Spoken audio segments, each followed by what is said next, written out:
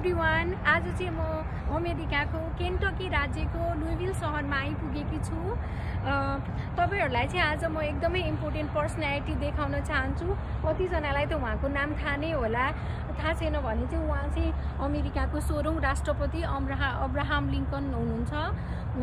उहाँ चाहिँ केन्टकी राज्यमा चाहिँ जन्मिनु भएको हो।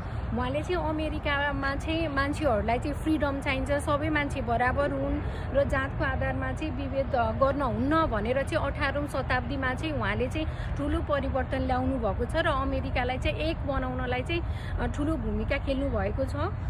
उहाँ चाहिँ उहाँको जीवन चाहिँ एकदमै मोटिभेसनल टाइपको छ, किनभने उहाँ चाहिँ एउटा निम्न वर्गीय परिवारमा जन्मिनु भएको हो। उहाँको बुवाले चाहिँ दाउरा काटेर चाहिँ जीविकोपार्जन गर्नुहुन्थ्यो, तर उहाँले दिनभरि काम गरेर पनि के अरे रातिमा चाहिँ एकदमै साथीहरूसँग बुक मागेर पढ्ने होइन, त्यो गरेर आफूलाई कानुन, विज्ञान र शिक्षा विभिन्न क्षेत्रमा चाहिँ आफूलाई चाहिँ किताब आफूले आफूलाई एजुकेट गराएर सेल्फ एजुकेसनबाट पछि कानुन पढेर अरू राज्यमा जस्तै मिजोरी, इलिनोय अरू राज्यहरूमा चाहिँ गएर चाहिँ वकालतहरू गरेर चाहिँ अन्तिममा गएर अमेरिकालाई चाहिँ जातको आधारमा चाहिँ जति पनि पहिला चाहिँ इनह्युमन बिहेभियरहरू हुन्थ्यो त्यो चिजलाई चाहिँ त्यो ह्युमनको राइटको लागि चाहिँ उहाँले चाहिँ लडेर चाहिँ अहिले अमेरिकामा जातको आधारमा विभेद हुँदैन, सबै मिलेर बसेका छन् हो। त्यो चिजमा चाहिँ उहाँको एकदमै ठुलो रोल छ र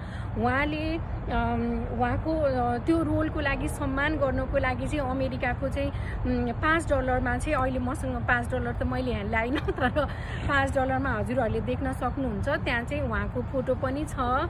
अनि त्यस पछाडि गएर यहाँ चाहिँ त्यो बेलामा चाहिँ कसरी चाहिँ कालो जाति मान्छेहरूलाई चाहिँ कसरी चाहिँ यसरी चेन लगाएर चाहिँ यस्तो गरिन्थ्यो र त्यो चाहिँ सहनै नसक्ने एकदमै हृदय विदारक सिनहरू र हामीले यहाँबाटै देख्न सक्छौँ। यस्तो थियो भनेदेखि त्यो चिजलाई चाहिँ उहाँले चाहिँ अन्त्य गर्नुपर्छ भनेर भित्रैदेखि फिल गरेर होइन।